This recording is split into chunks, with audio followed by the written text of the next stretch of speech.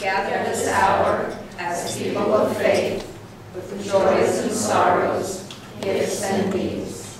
We like this beacon of hope, sign of our quest for truth and meaning, in celebration of the life we share together.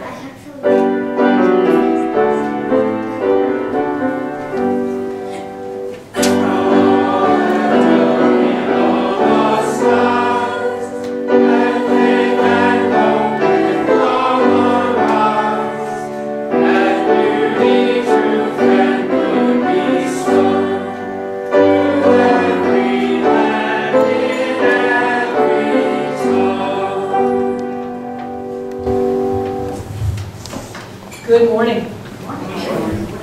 This time I invite you to be present here in this space at this time to engage in the holy work of community and covenant, to be together and with each other, ushering in all that comes with us and is held by those around us, so that our burdens are not too great and that our joys are celebrated. Here, in this wondrous space, we are a faith family. And with that, we move to our opening hymn, which is number 389, Gathered Here. I'll give you a minute to find that in your books. Not long ago, there was a ruler in a land who was very focused on his own self. He didn't care about the people that he was supposed to watch over, and he kept everyone in line with fear. This is fiction. The ruler did this because he had a very bad upbringing, and he never knew true love or acceptance just for being himself. So as he grew up, out of his abusive youth and suffering, he turned his energy into making only himself happy. He forgot about how bad he had felt when others did that to him. All he wanted was to think of himself and own everything, which he did. And the people of the land went along with this because they were afraid and powerless, and they just didn't know how to create social justice. One day, the ruler decided that he wanted new clothes. And he summoned his workers forth and told them to bring the best tailors to him. The tailors came from a different land and were not part of the fear and authority that the ruler had on his own people. The tailors did not like the way the ruler treated the people, so they decided to teach him a lesson. They would prank him and humiliate him, thinking it would hurt him for being so mean and cruel. Every day, the tailors would measure and fit the ruler. The ruler saw the measuring tapes, but never the fabric. He said to himself, something doesn't seem right. Where's the fabric? One day he asked the tailors. Oh, right here, sir, said the tailors. It's very special fabric. It can only be seen by the wisest and the smartest in the land. Oh, well, all right, said the ruler, because he did not want anyone to know that he could not see the fabric, and he did not want to be thought of as unwise or not smart. The exercise of fitting the clothes and seaming went on for days. A servant viewed the exercise through a door crack and wondered about what was going on, since all he saw was the ruler in his underwear. Sir, asked the servant, how is your new suit coming along? Oh, glorious, said the ruler. The suit is made of a special fabric that only wise and smart people can see. Oh, said the servant, and not wanting to be thought of as unwise or not smart, the servant complimented the ruler on his new clothes. Word of the special fabric made its way all through the town. Everyone waited to see the suit, and no one was going to say whether they could see the fabric or not, because no one wanted to be thought of as unwise or not smart. Finally, The day of the unveiling came. The tailors pretended to place the special suit, made of nothing but air, all about the ruler. The ruler remarked, "This is the best suit ever." "Oh, thank you, sir," said the tailors, before gathering their things and heading quickly out of town. The ruler stepped out of his house and paraded down the street, receiving compliments from everyone, because they all knew if they admitted to not seeing the fabric, everyone would think them unwise and not smart. As fate would have it, a little UU boy was visiting family in town that day.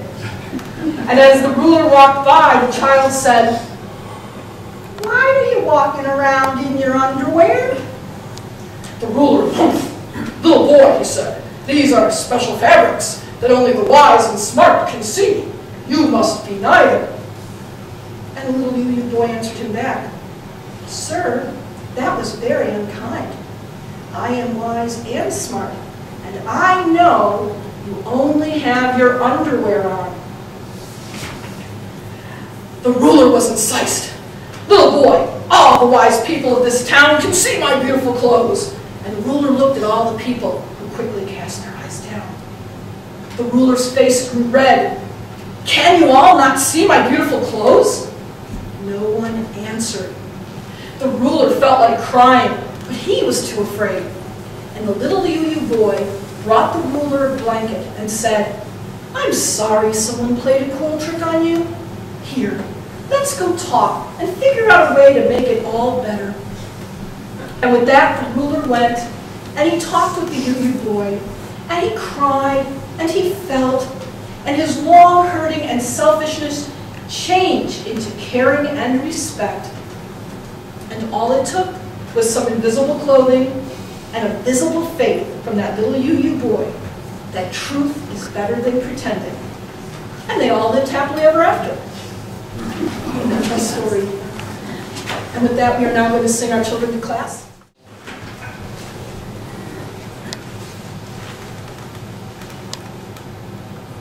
Be at ease.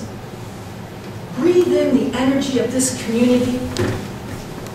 Feel at peace in your skin. Let the fabric of your clothing cover you in warmth and comfort. Just as the love and acceptance of this body surrounds you in worth and dignity. Be here now. O Spirit of life, hold all our sadness, hurts, angers, and ills. Be the balm that aids that which afflicts. Nameless energy of the universe, embrace and celebrate the joys and happiness that gratitude can only acknowledge. See us, O life, see us in all our forms, shapes, sizes, and abilities. See us and help us to see each other. We need each other to survive. So be it. Blessed be. Amen and amen.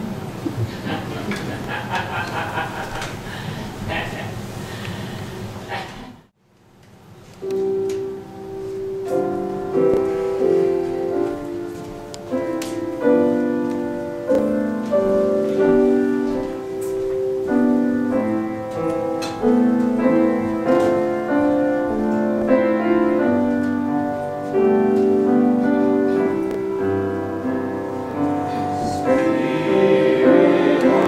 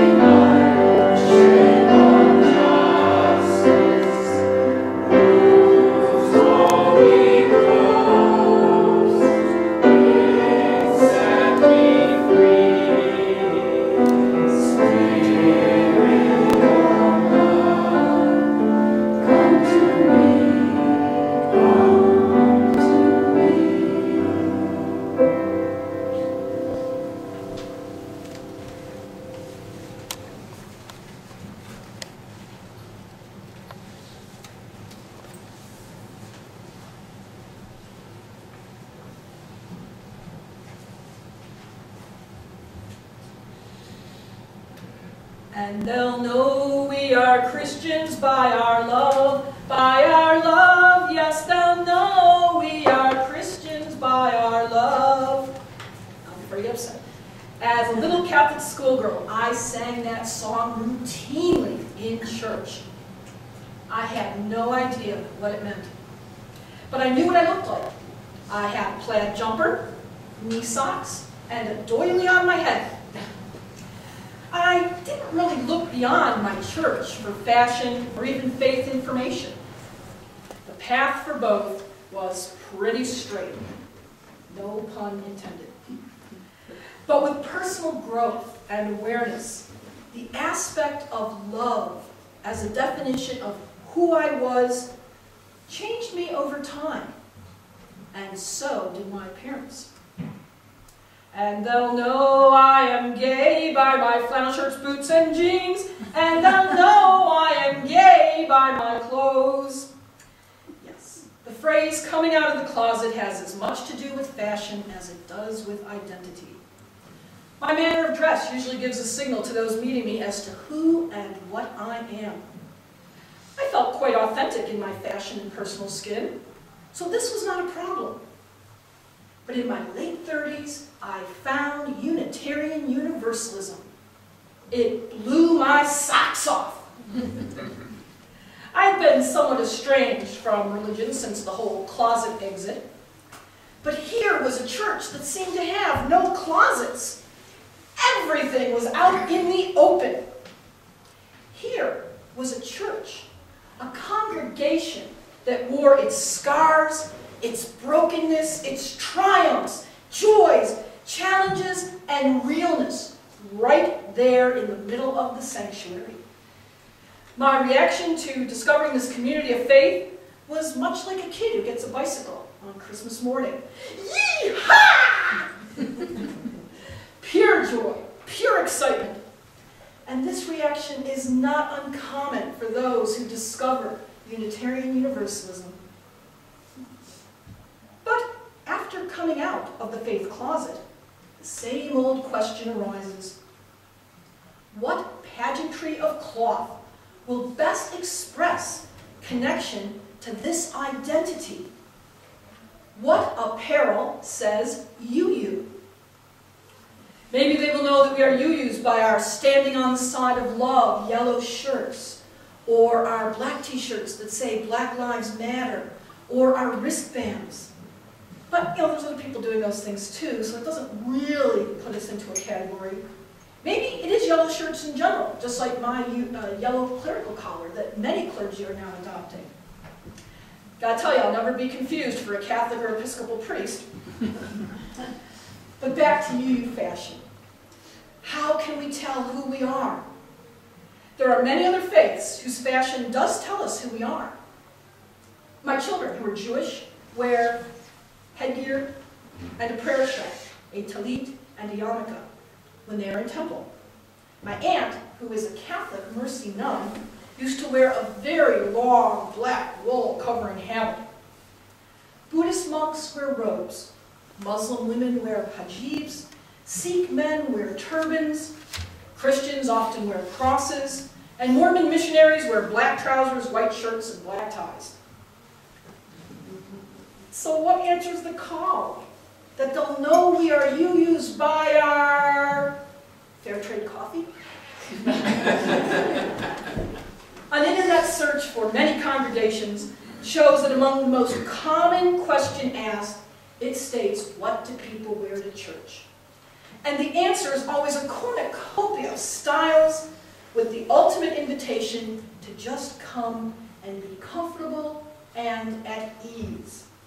And what I love, too, is most of them say, dress children for play, art projects, and the outdoors. How awesome!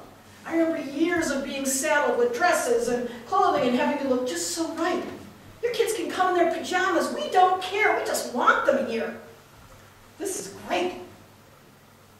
Even our clergy wears a variety of styles, some adopting the collars, some wearing the stole and robe, some wear business suits, some wear jeans, t-shirts, and Birkenstocks. Some even wear jewelry as a sign, with a chalice as a necklace or a ring. But I did discover one thing that is universal, again no pun, to all UU congregations, one thing that is worn in church, in community, at General Assembly, wherever UUs gather, you will see this fashion device, the name tag. Now, name tags are not germane to UUs, but UUs and their name tags are quite unique. As you came in this morning, you may have seen the wall of name tags. And your name tags here are quite unique. In bold and grazed in, with the symbol of the chalice inside, and your name proudly printed inside. And if you are a visitor,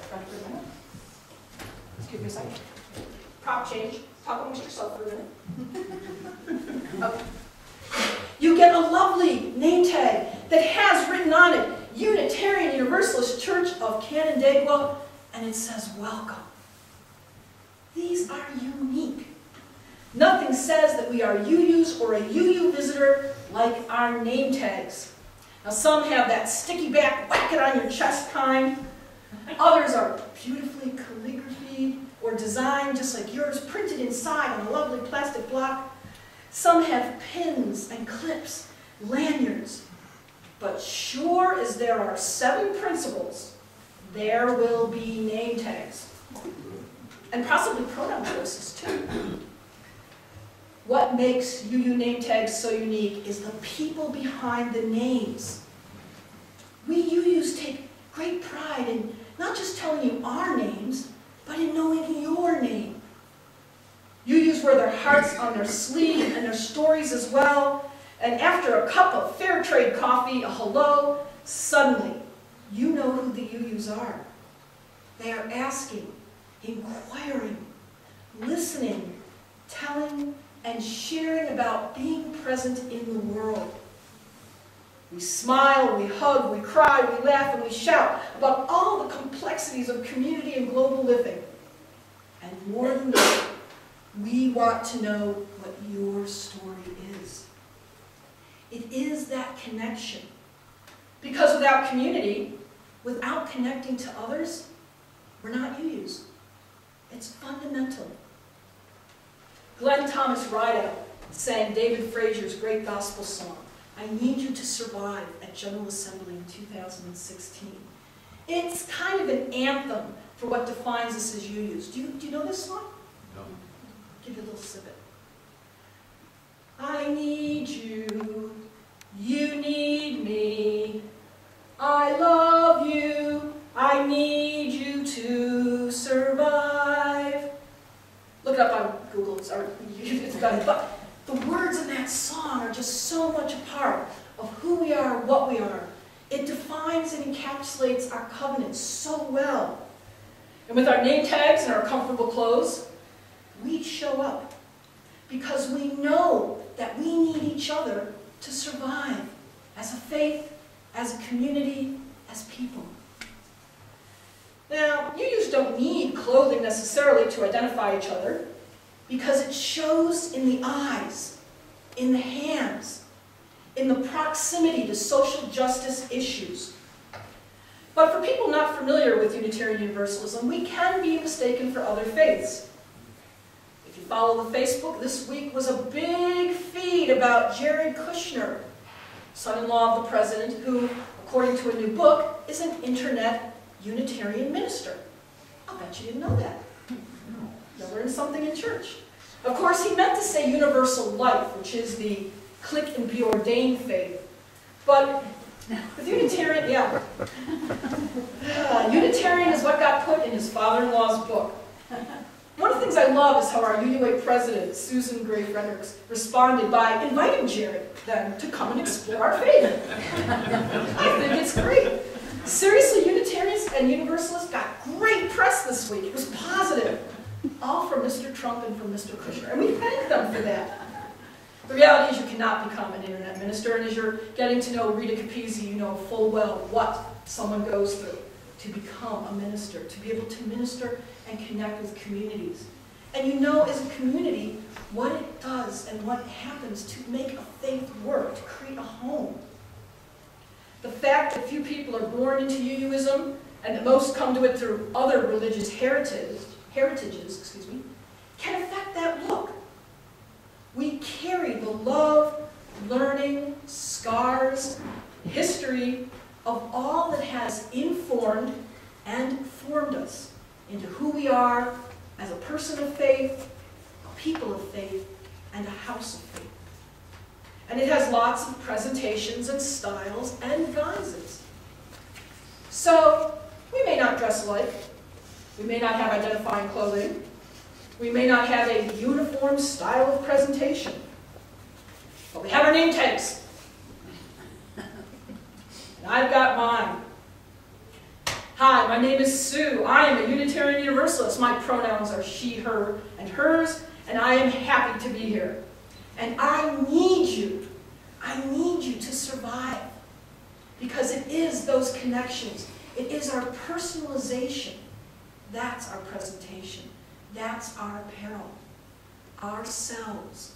Our placement, our talk, our focus in the world that shows everyone that we are you-yous, that we are loved, and we welcome everyone. And they'll know we are you-yous by our love, by our love. Yes, they'll know we are you-yous by our love and our name tags. Blessed be. Amen and amen.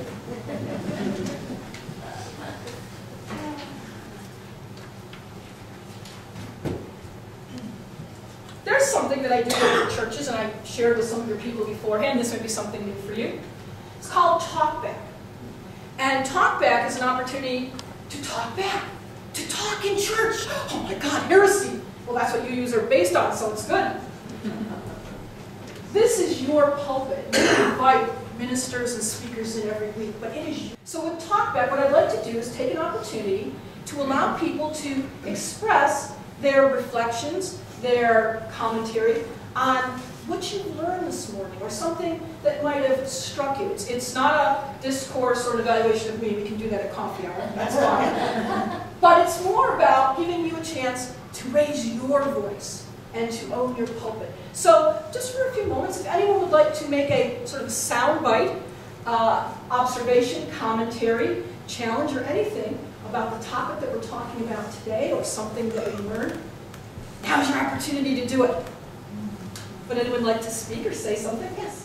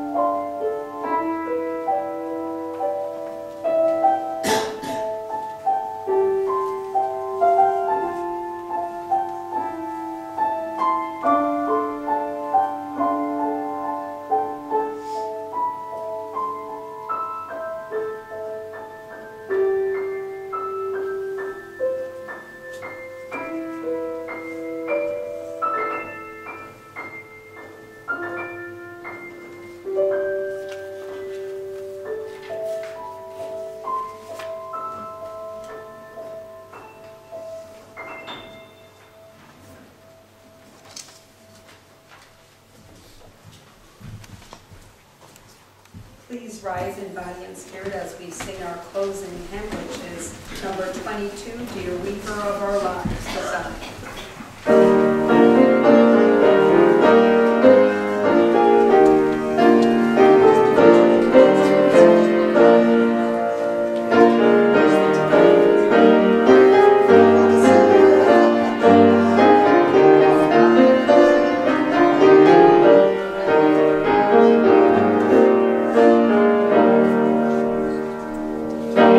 Weaver of our lives, Jesus.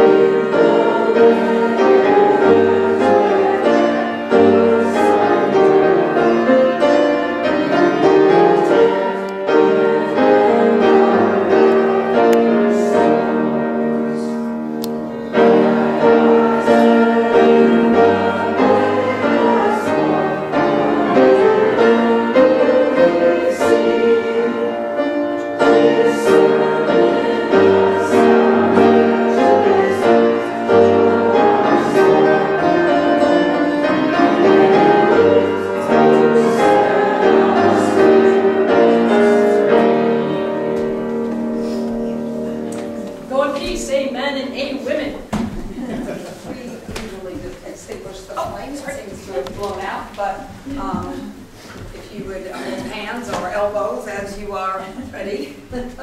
We extinguish this flame, but not the light of truth, the warmth of community, or the fire of commitment. These we carry in our hearts until we are together again. I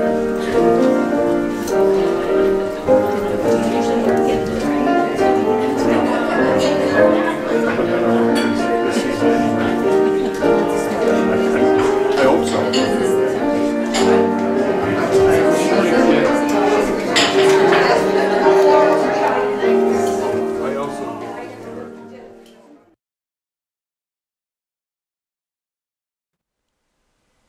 Join us for worship every Sunday at 10 a.m. at the Unitarian Universalist Church of Canandaigua, a welcoming congregation. We are located at 3024 Cooley Road, 4 miles west of South Main Street, Canandaigua, just north of the intersection with Routes 5 and 20. Look for the blue signs just before the turn. Your comments about this program or questions about the church are welcome at 585-396-1370 or at our website, www.canandaiguauu.org. Producer and editor, Daniel Brigham.